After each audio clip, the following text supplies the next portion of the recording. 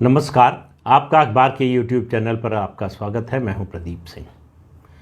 वक्फ board के नाम पर अवैध संपत्तियों को हड़पने यानी अवैध कब्जा करने ज़मीन मकान पर, इस नीति और इसके अलावा जो तुष्टीकरण की नीति थी कांग्रेस सरकार की, उन दोनों को बड़ा झटका लगा है। दिल्ली में आपको पता है, थोड़ा सा आपको बैकग्राउंड बता दें किस मामले की बात कर रहा हूँ। 123 संपत्तियाँ, और इनमें से ज़्यादातर लिटिगेंट्स दिल्ली में आती हैं जिनकी कीमत का आप अंदाज़ा लगा सकते हैं। ऐसी संपत्तियों को दिल्ली वक्फ बोर्ड को ट्रांसफ़र कर दिया मनमोहन सिंह की सरकार ने चुनाव से ठीक पहले। 2013 में पहले एक एक्ट बनाया और उस एक्ट का नाम था, बड़ा लंबा चौड़ा नाम है तो पढ़ के बताना पड़ेगा, right to fair compensation and transparency in land acquisition rehabilitation and resettlement act 2013। ये एक्ट बनाया, ये एक्ट किसी और के लिए नहीं, किसी गरीब की मदद के लिए नहीं, वक्फ बोर्ड के लिए, ताकि मुस्लिम तुष्टीकरण हो सके। वक्फ बोर्ड को कोई भी संपत्ति दी जा सके जो वो मांगे, और जो ना मांगे वो भी दी जा सके। इसके जरिए दिल्ली की 123 संपत्तियां, जिनकी कीमत आज बाज़ार की कीमत के हिसाब से जिनकी कीमत अरबों में होगी, वो सब दिल्ली वक्फ बोर्ड को ट्रांसफ़र कर दी गई। उसी समय जब ये हुआ ट्रांसफ़र, ये ट्रांसफ़र 2014 में चुनाव की घोषणा से कुछ समय पहले हुआ। जब ये ट्रांसफ़र हुआ तब उसी समय जो है इंद्रप्रस्थ विश्व हिंदू परिषद ने इसके खिलाफ आवाज़ उठाई और कोर्ट में चले गए। अब चूंकि सरकार उस समय यूपीए की थी और फिर चुनाव शुरू हो चुके थे, इसलिए कुछ हुआ नहीं। नई सरकार बनी तो उसने एक सदस्यीय कमेटी बनाई कि पूरे मामले का दोनों पक्षों को सुने और उसके बाद अपना फैसला बताए कि इसमें क्या होना है। उस कमेटी की जो रिपोर्ट है वो इनकन्क्लूसिव थी, मतलब कोई किसी फैसले पर नहीं पहुंच पाई। कहा जाता है कि वो वक्फ बोर्ड का दबाव था या जो भी था उसके बारे में, क्योंकि वो रिपोर्ट कभी सार्वजनिक हुई नहीं। इसी को आधार बनाकर विरोध कर रहा है दिल्ली वक्फ बोर्ड, तो उस कमेटी की रिपोर्ट को सरकार ने कभी पेश नहीं किया। तो ये कमेटी बनी थी एक सदस्यीय 2016 में। 2017 में इसकी रिपोर्ट आई। जब इसकी रिपोर्ट इनकन्क्लूसिव हुई तो उसके बाद अगस्त 2018 में केंद्र सरकार ने एक 2 सदस्यीय कमेटी बनाई। उस कमेटी में 2 जो सदस्य थे, एक दिल्ली हाई कोर्ट के रिटायर्ड जज थे और दूसरे रिटायर्ड एसडीएम। इन 2 लोगों की जो है कमेटी बनाई गई और इसने जो रिपोर्ट दी, इस रिपोर्ट के आधार पर डीडीए ने फिर नोटिस जारी किया कि इन संपत्तियों के बारे में जिसे कोई एतराज़ हो, जिससे कुछ कहना हो, जिसके पास कोई डॉक्यूमेंट हो तो वो पेश करे। इसकी सार्वजनिक घोषणा हुई, अखबारों में इसका नोटिस छपा। तो कांग्रेस सरकार ने ये जो एक्ट बनाया, इसके तहत ये 123 संपत्तियों को अधिग्रहण से बाहर कर दिया था। लेकिन नई सरकार जो आई, यानी नरेंद्र मोदी के नेतृत्व में 2014 में जो सरकार बनी, उसने, और उसके बाद कोर्ट में मामला था। ये मामला अब हाई कोर्ट में है। तो जब ये 2 सदस्यीय कमेटी बनी तो इस 2 सदस्यीय कमेटी ने बुलाया दिल्ली वक्फ बोर्ड को कि वो अपना पक्ष रखे।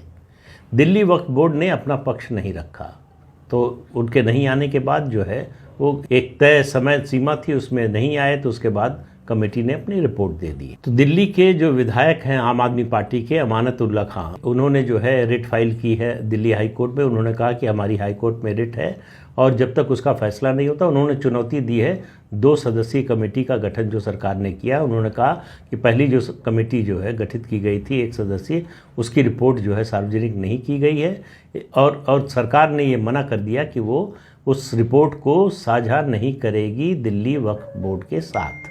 इस पर हाई कोर्ट ने दिल्ली वक्फ बोर्ड को किसी तरह की राहत देने से मना कर दिया। अच्छा, इसमें जो 123 संपत्तियां हैं, उसमें मस्जिद है, उसमें कब्रिस्तान है, उसमें दरगाह है, ये भी हैं उसमें।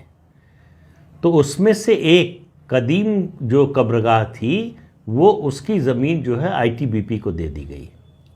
उसका मामला भी हाई कोर्ट में था। 10 फरवरी को हाई कोर्ट ने, इसी 10 फरवरी को इसी साल हाई कोर्ट ने कहा कि बिना किसी विवाद के वो ज़मीन जो है आईटीबीपी को दी गई है, तो इसके बारे में कोई जो है अब मामला नहीं चलेगा। वक्फ बोर्ड गया था हाई कोर्ट में कि ये ज़मीन जो है गैरकानूनी तरीके से आईटीबीपी को दी गई है, वक्फ की ज़मीन है, उसको किसी को दिया नहीं जा सकता, कब्रिस्तान की ज़मीन को किसी को दिया नहीं जा सकता, और इस पर कोई एक्टिविटी न हो यानी कोई कंस्ट्रक्शन न हो, इस पर हाई कोर्ट रोक लगाए, जिससे हाई कोर्ट ने मना कर दिया। तो सवाल है कि अब हुआ क्या है।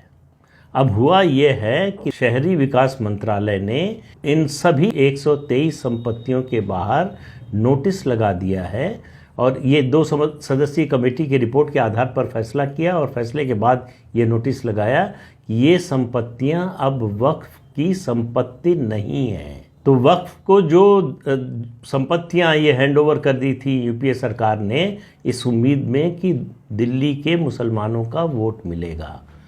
वोट मुसलमानों का मिला या नहीं मिला, लेकिन दिल्ली में एक भी सीट नहीं मिली कांग्रेस पार्टी को। कांग्रेस पार्टी को उसके इतिहास की सबसे कम लोकसभा सीटें मिली 2014 में। और उसका ये कदम जो है, ये तुष्टीकरण का कदम काम नहीं आया। उसको लगा था कि दिल्ली में ये करेंगे, इतना बड़ा फैसला है, इसका असर पूरे देश में पड़ेगा, मुस्लिम मतदाताओं पर असर पड़ेगा और मुस्लिम मतदाता हमारे साथ खड़े होंगे। ऐसा हुआ नहीं। वक्फ की ज़मीन के नाम पर जिस तरह से ज़मीन कब्जा करने का, मकान भवन कब्जा करने का सिलसिला आज़ादी के बाद से चल रहा है, उसको रोका नहीं गया। जो अलग अलग आकलन हैं ज़मीनों के बारे में, 3 संस्थाएं ऐसी हैं जिनके पास सबसे ज़्यादा ज़मीन है। उसमें रेलवे है, डिफेंस है और वक्फ बोर्ड। वक्फ बोर्ड की पूरी संपत्तियों की अगर जांच हो, ठीक से जांच हो, तो शायद उनके पास सबसे ज़्यादा ज़मीन होगी।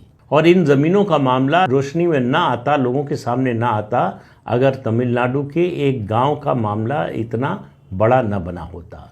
उस गांव में 1000 साल पुराना मंदिर है, उस गांव में ज़्यादातर हिंदू रहते हैं और पूरे के पूरे गांव को, गांव के किसान ने कर्ज लिया था, कर्ज नहीं चुका पा रहा था, तो बैंक में गया, अपनी ज़मीन गिरवी रख के कर्ज चुकाना चाहता है।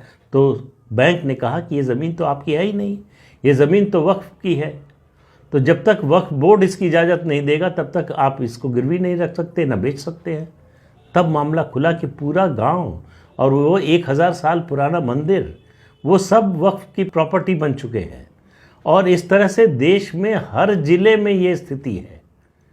ये इतना बड़ा रैकेट है, इतना बड़ा, जिसको कहते हैं लैंड जिहाद का नाम दिया गया है, कि कैसे ज़मीन पर कब्जा करना है।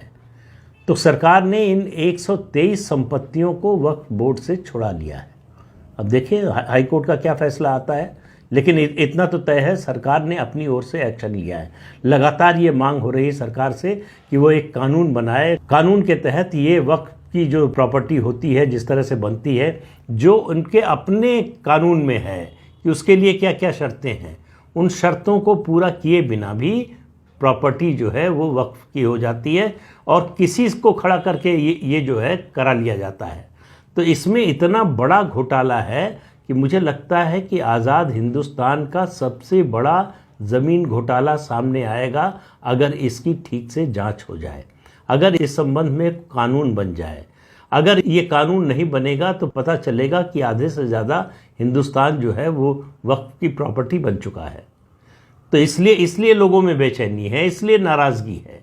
ये सिलसिला जिस तरह से कांग्रेस पार्टी चला रही थी आज़ादी के बाद से, सिर्फ और सिर्फ मुसलमानों के वोट के लिए, मुस्लिम तुष्टीकरण के लिए, जो बार बार कहा जाता है ना, तुष्टीकरण में क्या किया गया, मुसलमानों के लिए क्या कर दिया ऐसा कांग्रेस ने जिसको मुस्लिम तुष्टीकरण कहते हैं। सही बात है, आम मुसलमान के लिए कुछ नहीं किया। न तो उनकी गरीबी दूर की, न अशिक्षा दूर की, न बेरोज़गारी दूर की, न उनकी सामाजिक स्थिति में कोई बदलाव किया, न कोई और उनका फ़ायदा किया। उनका फ़ायदा किया इन संस्थाओं के जरिए।